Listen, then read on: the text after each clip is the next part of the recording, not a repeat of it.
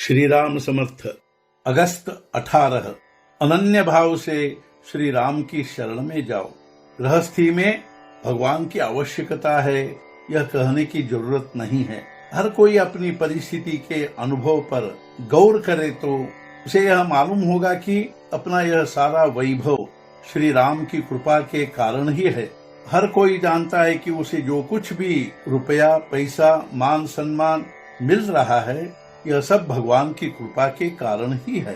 अतः जो भी कर्म हमारे द्वारा होता है वह उसी की सत्ता से हो रहा है, इसका विश्वास करो। किसी भी भले बुरे कर्म का अभिमान मत करो या खेद भी मत करो।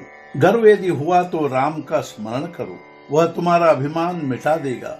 जब लाभ या मुनाफा होता है तब अभिमान होता है, और जब हानि होती है तो भगवान का स्मरण होता है। अतः दोनों प्रसंगों में फक्त अभिमान न हो। हमारे भीतर मैं करता हूँ ऐसा अभिमान होता है।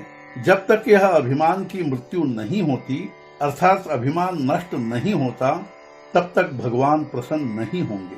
प्रत्येक कर्म के वक्त उसका स्मरण करे। जो कहेगा कि राम करता है वह सुखी होगा, और जो कहेगा कि मैं करता हूँ तो वह दुखी होगा। छोटे बालक की तरह हम निरभिमानी बने, राम को ही सब समर्पण करे और संतोष माने।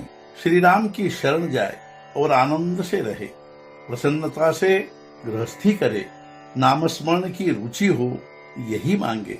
प्रत्येक घटना भगवान की इच्छा से होती है, यह जानकर संतोष में रहो।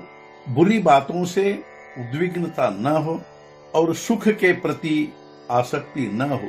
ऐसा व्यवहार या बर्ताव करने से यह चाहिए वह नहीं चाहिए का भाव नष्ट होता है और अहंकार के लिए कोई गुंजाइश नहीं होती। अतः अब एक बात करो, श्री राम की अनन्य भाव से शरण जाओ। वे तुम्हारी सहायता के लिए सदा तैयार हैं।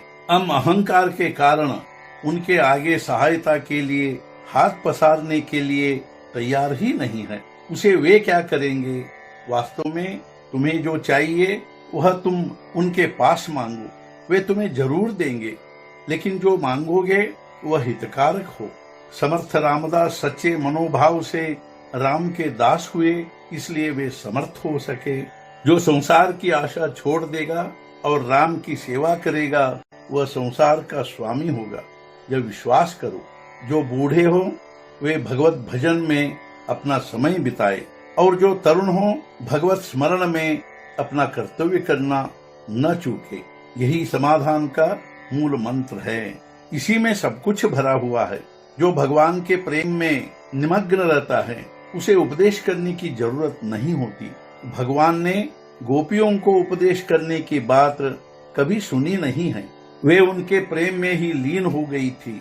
भगवान का प्रेम केवल उनके नामस्मरण से ही प्राप्त होगा। अतः हमेशा भगवान के नाम में लीन होकर आनंद से जीवन व्यतीत करो।